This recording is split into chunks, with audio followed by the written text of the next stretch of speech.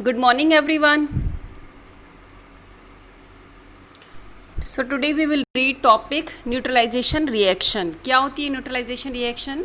जिसमें हम एसिड को किससे न्यूट्रलाइज करते हैं? बेस से, और उससे क्या बने? Salt and water. ठीक है, बट आप देखो यहाँ एक आपको टेबल दी हुई है ऊपर।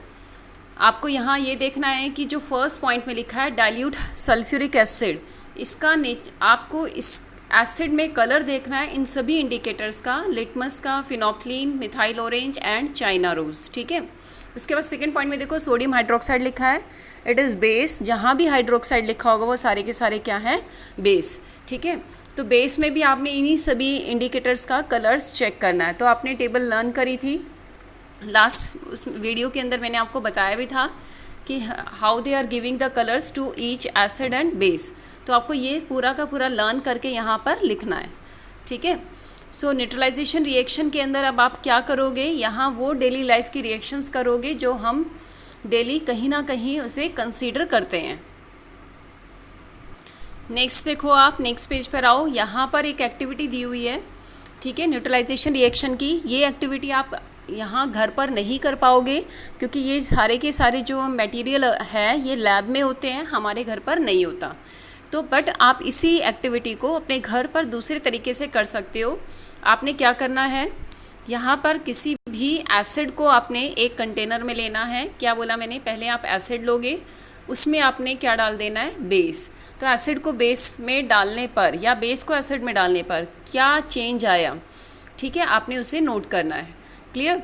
दूसरा पार्ट आपको क्या करना है, एसिड लो, उसमें टर्मरिक सॉल्यूशन आपको डालना है और फिर आपको उसमें बेस डालना है। अब उसमें क्या चेंज आया आपको वो नोट करना है। थर्ड एक्टिविटी में आपको बेस लेना है, उसमें टर्मरिक सॉल्यूशन डालना है और फिर उसमें एसिड डालना है। अब उसमें क्या चेंज आया आपको वो नोट करना है। तो ध्यान रखना आप यहाँ पे कि एसिड क्या होता है? सभी खट्टी चीज़ें, और बेस क्या होती है? सभी कड़वी चीज़ें। Clear? So by this way you can do this activity. उसके बाद आता है uses of neutralization reaction in everyday life. ठीक है, तो फर्स्ट हम यहाँ लिखी हुई है एसिडिटी। ठीक है, एसिडिटी का मीनिंग क्या है कि हमारे स्टमक में जब एसिडिक नेचर बढ़ जाता है, यानी एसिडिक सब्सटेंस बढ़ जाता है, तो उसे बोलते हैं एसिडिटी। तो आपने सभी ने देखा होगा कि एसिडिटी कैसे बढ़ती है। जब भी आप स्पाइसी फूड खा लेते हो तो आप कैसा फील करते हो? Painful in your stomach.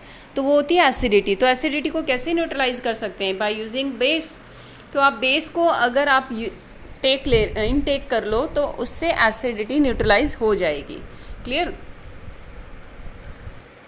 तो अब देखो यहाँ पर क्या है, अगर एसिडिटी होती है तो आपको जो डॉक्टर्स क्या देते हैं? Milk of magnesium.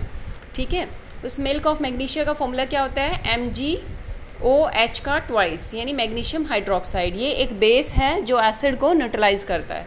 ठीक है, उसके बाद लिखा आंट और बी स्टिंग। बी स्टिंग और जो आंट स्टिंग होते हैं, यानी जो उनका डंक होता है चींटियों का, जब वो हमें काट लेता है तो हमें क्या होती है? ईचिंग। क्यों होती है? क्योंकि इसमें फॉर्मिक एसिड होता है, और फॉर्मिक एसिड क्या है? एक एसिड है।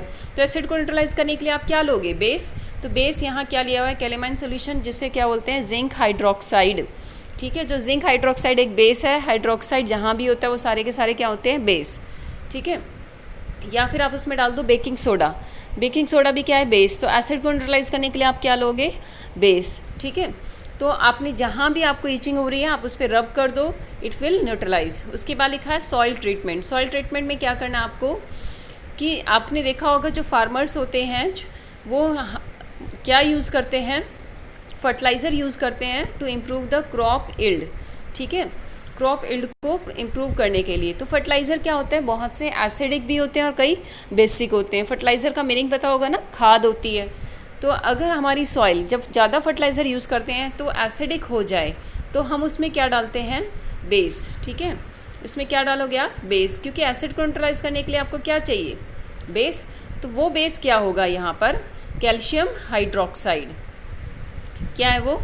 कैल्शियम हाइड्रोक्साइड या फिर ऑक्साइड, जिसे हम स्लेट लाइम भी बोलते हैं। बट अगर हमारी सॉइल बेसिक हो तो उसमें ऑर्गेनिक मैटर डाल देना, क्योंकि वो एसिडिक होता है।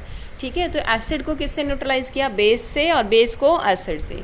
नेक्स्ट लिखा डिस्पोजल ऑफ फैक्ट्री वेस्ट। आपने देखा होगा जब फैक्ट्री का जो वेस्ट होता है उसमें ज़्यादातर क्या होता है? एसिड।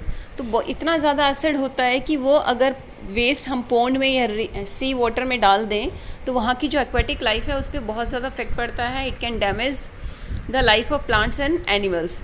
तो हम क्या करते हैं, उस चीज़ को अवॉइड करने के लिए, उसे प्रिवेंट करने के लिए हम फैक्ट्री वेस्ट के अंदर क्या डाल देते हैं, बेस। तो वो बेस हम डालने से क्या हो जाएगा, उसका एसिडिक नेचर क्या हो जाएगा, न्यूट्रलाइज। क्लियर। तो इस तरह से हम जितने भी एसिड्स हैं उसको बेस से न्यूट्रलाइज कर सकते हैं और बेस को एसिड से। क्लियर।